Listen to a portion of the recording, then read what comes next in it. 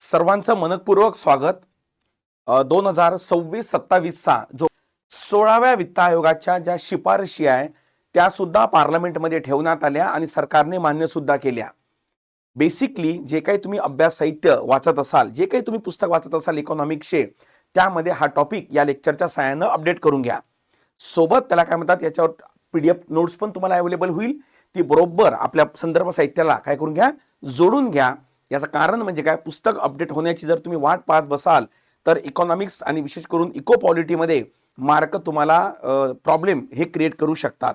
त्यामुळे लगेच आपण सुरू करू 16व्या वित्त आयोगाच्या शिफारशी. ओके, जे लोक नवीन असेल त्यांच्यासाठी पहिल्यांदा थोडं आपण काय करून टाकू, जो बेसिक पार्ट आहे तो आपण घेऊ, म्हणजे त्यावेळी त्यांना म्हणजे जाईल. आता बघा, जेव्हा आपण म्हणतो वित्त आयोग, ओके, ज्याला म्हणतात फायनान्स कमिशन. आता हा जो वित्त आयोग आहे याचं प्रमुख काम काय आहे, पहिल्यांदा व्यवस्थितपणे बघून घ्या. भारतामध्ये संघराज्य प्रणाली आहे. पॉलिटीमध्ये कन्सेप्ट वाचला असेल तुम्ही. भारतामध्ये कोणती प्रणाली आहे? संघराज्य. म्हणजे एका बाजूनं भारतामध्ये केंद्र सरकार आहे आणि एका बाजूनं भारतामध्ये राज्य सरकार आहे. म्हणजेच पॉवर डिव्हिजन, अधिकाराची विभागणी भारतामध्ये केंद्र आणि राज्य या दोन सत्तेमध्ये झाली आहे. आणि जेव्हा दोन सत्तेमध्ये सत्तेचं किंवा अधिकाराचं विभाजन केल्या जाते तर त्याला संघराज्य असे म्हणतात. आणि जेव्हा दोन पेक्षा जास्त सत्तेमध्ये केल्या जाते, उदाहरणार्थ केंद्र, राज्य आणि आपल्या लोकल बॉडीज म्हणजे स्थानिक स्वराज्य संस्था, तर त्याला निओ फेडरलिझम म्हणजे नव संघराज्य म्हणून ओळखले जाते. तर भारतामध्ये संघराज्य प्रणाली आहे.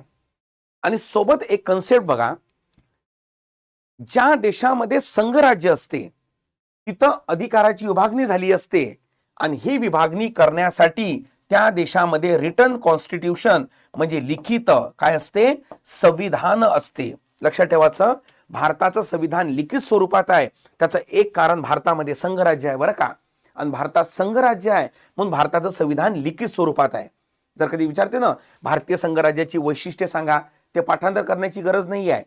जिथं संघराज्य आहे तिथं केंद्र आणि राज्य या दोघांच्या अधिकाराची विभागणी आहे आणि ती विभागणी लिखित स्वरूपात पाहिजे म्हणून आपल्या इथं रिटन कॉन्स्टिट्यूशन आहे. समजलं? आता बघा पुढे, केंद्र सूचीमध्ये आपल्या इथं केंद्र सरकारचे अधिकार आहे, राज्य सूचीमध्ये राज्य सरकारचे अधिकार आहे.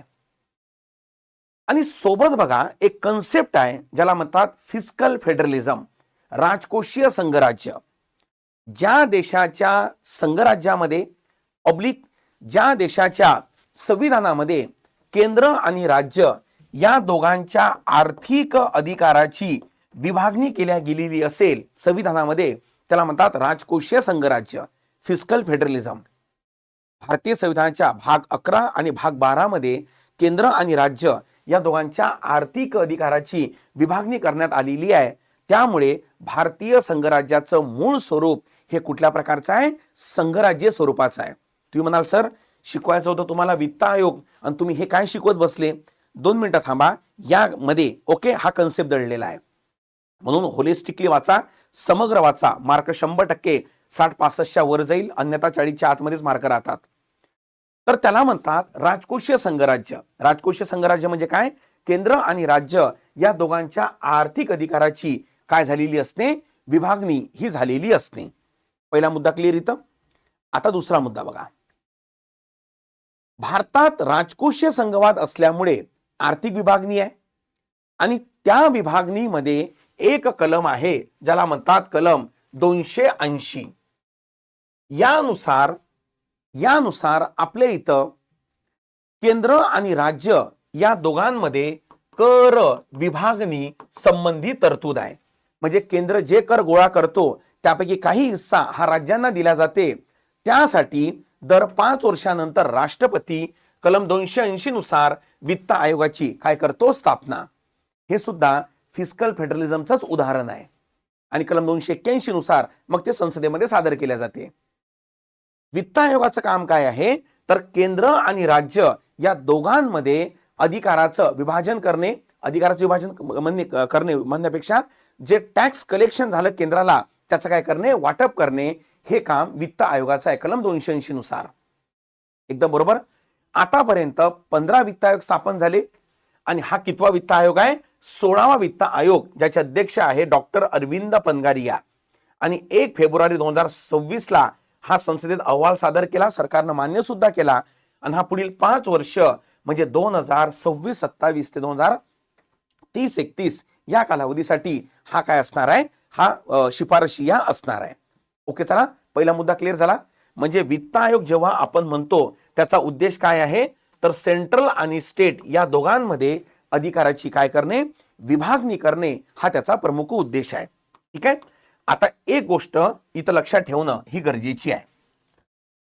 आता बघा, जी अधिकाराची विभागणी केल्या जाते म्हणजे जेवढं केंद्राला टॅक्स कलेक्शन झालं, बरोबर, त्यापैकी, हा शब्द बरोबर आहे का, जेवढं केंद्राला टॅक्स कलेक्शन झालं त्यापैकी टॅक्स कलेक्शनचा खर्च वगळायचा.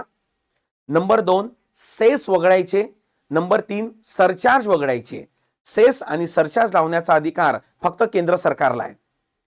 हे 3 गोष्टी वगळल्या तर जे शिल्लक राहील त्यापैकी काही रक्कम व्हर्टिकली ही राज्यांना दिली जाते. आणि किती द्यायची हे ठरवण्याचं काम हे फायनान्स कमिशनचं आहे, वित्त आयोगाचं आहे, कलम 280 नुसार. 16 वित्त आयोगानं म्हटलं की जेवढं केंद्राला टॅक्स कलेक्शन झालं त्यापैकी 41% तुम्ही राज्यांना द्या. हे झालं व्हर्टिकली. ओके, मग मला सांगा, भारतामध्ये आता या 41% आता या राज्यांमध्ये विभागणी केल्या जाईल ना. लक्षात ठेवायचं, युनियन टेरिटरीला वित्तीय आयोगांतर्गत किंवा फायनान्स कमिशन अंतर्गत हा टॅक्स दिला जात नाही. 41% युटी नसते, त्याला डायरेक्ट पैसे येतो. हे राज्यांमध्ये विभागणी केल्या जाते फक्त. मग या 41% जे भारतामध्ये राज्य आहे त्यांच्यामध्ये विभागणी करायला लागेल. मग त्यासाठी एक हॉरिझॉन्टली म्हणजेच राज्यामध्ये या 41% विभागणी कशी करायची यासाठी एक फॉर्म्युला तयार केला जातो, एक निकष तयार केला जातो. बरोबर नाही का? जर उदाहरणार्थ आपण एक सिंपल उदाहरण घेऊ. समजा एक शाळा आहे, त्या शाळेमध्ये समजा 1ली ते 10वी शाळा आहे, बरोबर, आणि वरून समजा पैसे आले की बाबा या शाळेला 1000 रुपये दिलेले आहे. मग त्या 1000 रुपयाचं त्या 10 शाळेमध्ये कसं वाटप करायचं, म्हणजे शाळेला पहिले किती आले 1000 आणि 10 मध्ये वाटप करायचं आहे. तर त्यासाठी हा फॉर्म्युला हा तयार करण्यात आलेला आहे 16व्या वित्त आयोगानं.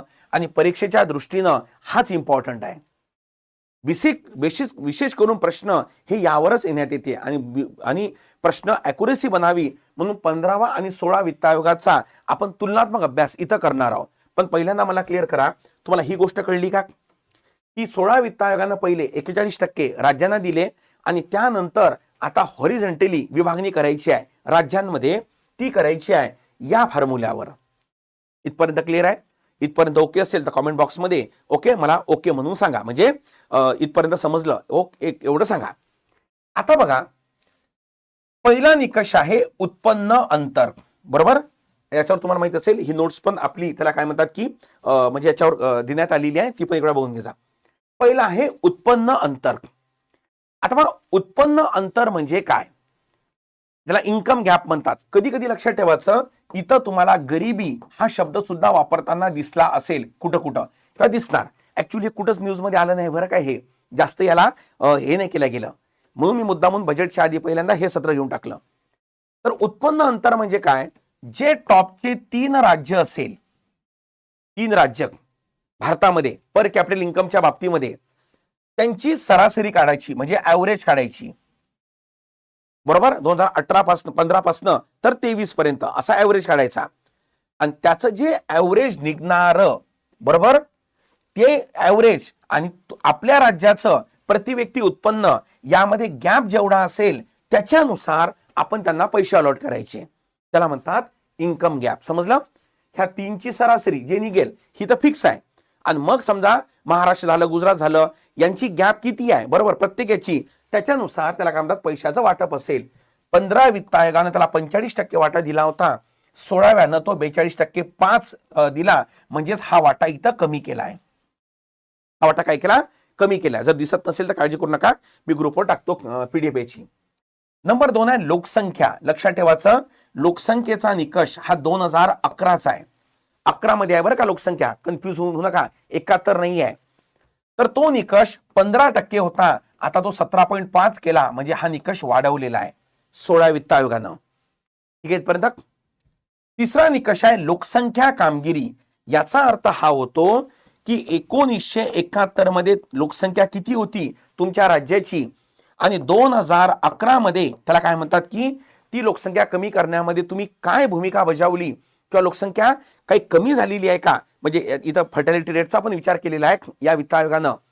त्याच्यानुसार तुम्हाला 12.5% होतं, आता 10% केलं, म्हणजे वेटेज कमी केला. म्हणजे याचा अर्थ जर लोकसंख्या कमी झाली असेल तर तुम्हाला पैसे जास्त मिळणार इथं बरं का. हे डेमोग्राफिक परफॉर्मन्स म्हणतात. ठीक आहे चला. त्यानंतर क्षेत्रफळाचा वाटा हा 15% होता, हा 10% केला, म्हणजे हा सुद्धा कमी केला. बरोबर. त्यानंतर वन क्षेत्र हे कॉन्स्टंट आहे म्हणजे स्थिर आहे. आणि कर आणि वित्तीय प्रयत्न 15 वित्त आयोगानं 2.5% महत्व दिलं होतं. 16 वित्त आयोगानं त्याला काही नाही केलं, त्याला काउंट नाही केलं. मी सांगतो प्रश्न कसे येते तर पहिल्यांदा ऐकून घ्या. जीडीपी मध्ये योगदान जे 10% वेटेज दिलेलं आहे 16 वित्त आयोगानं, जे यामध्ये नव्हतं. जीडीपी मध्ये योगदान म्हणजे देशाच्या जीडीपी मध्ये राज्य काय कॉन्ट्रीब्यूट करतो ती किती पर्सेंट, 10% दिलेला आहे. पहिला प्रश्न इथं आयोग विचारेल. Number 1 ascending descending. साहजिक सर्वाधिक महत्व गरिबीला, त्यानंतर लोकसंख्येला. बाकी 10 आहे सगळे. दुसरं 16 वित्त आयोगानं कोणत्या अशा शिफारशी आहे ज्या 15व्याच्या कंटिन्यू केल्या नाही, त्या म्हणजे कोणत्या आहे कर आणि वित्तीय प्रयत्न ह्या डिस्कंटिन्यू केल्या. कोण? 16व्यानं. विषय कळली इथपर्यंत. त्यानंतर वन क्षेत्र 15 वरून किती 10 केलं, म्हणजे वन क्षेत्र डेमोग्राफिक परफॉर्मन्स आणि त्याला काय म्हणतात हे दोन काय झालं कमी केलं आणि उत्पन्न अंतर कमी केलं. आणि वाढवलं कोणतं तर लोकसंख्या हे वाढवलं. साहजिक उत्तर प्रदेश याच्यामध्ये म्हणजे बसणार आहे. तर या तऱ्हेनं त्याला काय म्हणतात की या निकषाच्या आधारावर आता त्याला काय म्हणतात की या 41% हे वाटप करण्यात येईल राज्यांमध्ये. क्रमवारी मी तुम्हाला स्वतंत्रपणे नोट्स मध्ये देतो. इथं काही हे करत नाही. चला पहिला मुद्दा कळला इथपर्यंत. पहिला मुद्दा क्लिअर झाला. आता बघा पुढचा किंवा समोरचा मुद्दा यामध्ये. आता बेसिकली बघा यात बघा की इथं पुढच्या याच्यामध्ये हे नंतर सांगतो तुम्हाला. आता ही नोट्स बघा. यासोबत लक्षात ठेवायचं काही शिफारशी सुद्धा या वित्त आयोगाने दिलेली आहे. त्या म्हणजे काय तर केंद्राची वित्तीय तूट, फिस्कल डेफिसिट म्हणजे एका वर्षामध्ये सरकार जे बाजारामधून कर्ज उचलते त्याला वित्तीय तूट म्हणतात. ती 30-31 पर्यंत 3.5% आणण्याचं लक्ष सांगितलेलं आहे. आणि सोबत राज्याची फिस्कल डेफिसिट हे 30-31 पर्यंत 3% आणण्याचं हे उद्दिष्ट इथं काय केलं आहे म्हणजे टार्गेट ठेवलेलं आहे.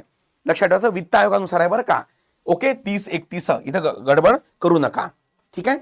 सोबत यामध्ये बघा वित्त आयोगानं काय म्हटलं गेलेलं आहे यामध्ये एक काही रिकमेंडेशन पण केलेल्या आहे. त्या रिकमेंडेशन म्हणजे काय तर ज्या काही त्याला काय म्हणतात की डिस्कॉम आहे, डिस्कॉमचा अर्थ होतो ज्या इलेक्ट्रिसिटी वीज वितरण कंपन्या आहे, महापारेषण महावितरण म्हणतो ना, तो म्हणतो खाजगीकरण करून टाका, ते सरकारकडे काही घेऊ नका, त्यामुळे बोजा कमी होईल सरकारचा. अनुदान खर्चाचे तर्कसंगतीकरण करा, म्हणजे ज्याला आवश्यक आहे ते व्यवस्थितपणे त्यालाच मदत द्या, असं उठसूट कोणालाही पैसे देऊ नका. 308 जे राज्यांच्या कंपन्या आहे एकतर त्या बंद करा किंवा त्याचं खाजगीकरण करा. त्यानंतर जे तोट्यातील त्याला काय म्हणतात की पब्लिक सेक्टर एंटरप्राइज आहे तो कॅबिनेटने ते निर्णय घेऊन त्याला काय करावं हे करून टाकावं म्हणजे बंद करून टाकावं.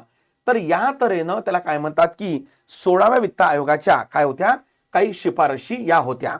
पण तुम्हाला माहित असेल यासोबत वित्त आयोग हा ज्या स्थानिक स्वराज्य संस्था आहे त्यांना सुद्धा काय करत असतो म्हणजे मदत करत असतो. तर त्यामध्ये बघा स्थानिक स्वराज्य संस्थेच्या बाबतीमध्ये बरोबर की अशा स्थानिक स्वराज्य संस्था ज्या संविधानानुसार स्थानिक स्वराज्य संस्था स्थापन झालेल्या आहे 73-84 घटना दुरुस्ती, तात्पुरती लेखा परीक्षित खाती सार्वजनिक करणे म्हणजे उदाहरणार्थ त्याचं ऑडिटिंग म्हणजे करण्यात आलेलं असेल आणि राज्य वित्त आयोग त्या राज्यानं वेळेवर काय केला असेल स्थापन केलेला असेल तर त्यांना याच्यानुसार काय मिळणार मदत मिळणार. आणि ते कशी मदत मिळणार तर हे बघा. आणि सोबत डिझास्टर मॅनेजमेंट म्हणजे बघा वित्त आयोग काय काय करतो कराचं वाटप, स्थानिक स्वराज्य संस्थेला मदत आणि नंबर 3 डिझास्टर मॅनेजमेंट. आणि त्यामध्ये बघा ईशान्य राज्याकडे 90-10 इतर 75-25 या प्रकारे. ठीक आहे. आता याच्यात बघा याच्यात हे एकच मिनिट काय लिहिलं असेल, एक सेकंद. यात बघा, यात एक जे स्थानिक स्वराज्य संस्था आहे ना, त्याची थोडी त्याला काय म्हणतात की ओके आकडेवारी एक वेळा बघून घ्या. त्या आकडेवारी हा चार्ट बघून घ्या फक्त एक वेळा. मी अॅनालाइज एक भाग अजून घेणार आहे मी प्रश्न उत्तराच्या स्वरूपामध्ये. तर ह्या चार्ट फक्त एक वेळा व्यवस्थितपणे बघून घ्या. कारण तुम्हाला माहित असेल वित्त आयोगावर सलग मागच्या 5 वर्षामध्ये प्रश्न आहे, फक्त मागच्या 2 वर्षाचा प्रश्न नाही आहे. आणि जे प्रश्न आहे ते खूप जास्त म्हणजे कठीण आल्याची दिसते. तर जरा बरोबर बघून घ्या. या सर्वात महत्वाचं काय माहितीये का, सर्वात महत्वाचा हा चार्ट आहे. याच्यामध्ये सगळ्यात महत्वाचा हा चार्ट आहे, याला व्यवस्थितपणे करून घ्या. चला कळली इथपर्यंत. तर थोडक्यामध्ये सांगण्याचा आपण प्रयत्न केला. हा वित्त आयोगाचा एक सूचना पण होत्या. ओके, सध्या ऑफर आपल्या सगळ्या बॅचेसवर चालू आहे, ज्यामध्ये ही जे कंबो बॅच आहे यावर एक मोठी तुम्हाला मी बिग अपडेट देणार आहोत. ती बिग हिंट देऊन टाकतो. फक्त 15 मार्काचं इको तुम्ही तयारी करता, 15 मार्काचं पॉलिटी तयारी करता. माझं एकच वाक्य आहे, येणार तर आपल्यामधनं, नाहीतर कुठूनच येणार नाही. जर आपल्यामधनं इको पॉलिटी आलं नाही तर ते कुठूनच येत नाही. विषय कळलं. मागच्या 5 वर्षापासून 6 वर्षापासून तुम्ही बघता. तर 15 अधिक 15 30. आणि यामध्ये एक हिंट देऊन टाकतो, मी 15 मार्काचं अजून काहीतरी ऍड करणार आहे याच्यामध्ये, या कंबो बॅच मध्ये. मग तुम्हाला कळलं का की कंबाईनची तुमची 50% सिलेबस हा कंबो बॅच पूर्ण करणार आहे. बरेच पोरं इंटिग्रेट बॅच लावतात, इकडे लावतात तिकडे लावतात, सर आमचा इको बरोबर नाही झाला, पॉलिटी बरोबर नाही झाला, आणि पुन्हा आपल्याकडे बॅचला येतात. मग माझं म्हणणं आहे की आधीच तुला ही कंबो बॅच देऊन टाकतो, त्यामुळे त्याला काय म्हणतात की 50% सिलेबस एकच बॅच तुझी कव्हर करून टाकेल. येणार तर यामधनं, नाही तर कुठूनच येत नाही. असं म्हणलं. आणि बाकी आरंभ हे राज्यसेवा पूर्वसाठी आपले बॅच चालू आहे. संपूर्ण पूर्व परीक्षेचा सिलेबससाठी पण बॅच चालू आहे. यामध्ये पण 50% सिलेबस मी शिकवतो आणि बाकी सगळ्या टॉप फॅकल्टीज आहे. आणि राज्यसेवा मेन्ससाठी पण फाउंडेशन बॅच आहे, ज्यामध्ये 2, 3, 4 हा विषय पूर्ण मी शिकवतो. GS1चं वर्ल्ड हिस्ट्री आणि एन्सेंट सुद्धा मी शिकवतो या बॅचमध्ये. जवळपास 80% सिलेबस फाउंडेशन बॅचचा मी घेतो, डिस्क्रिप्टिव्हचा. चला कळली इथपर्यंत. तर या तऱ्हेनं, आणि कोड वापरा बाबा, ABHI50 हा कोड वापरा. बरेच पोरं बघतात की कोड वापरत नाही, तिथं पैसे वाचेल तुमचे आणि नाम मात्र याच्यात 50% सिलेबस कव्हर होऊन जाईल. चला कळली इथपर्यंत. तर आज आपण इथंच थांबू. बजेटवर लवकरच सत्र घेऊन येतो, बरोबर नाही का. आणि कॉमेंट बॉक्समध्ये मला नक्कीच त्याला काय म्हणतात की प्रतिक्रिया द्या की लेक्चर समजलं की नाही समजलं तर. चला ठीक आहे, ओके, थँक्यू.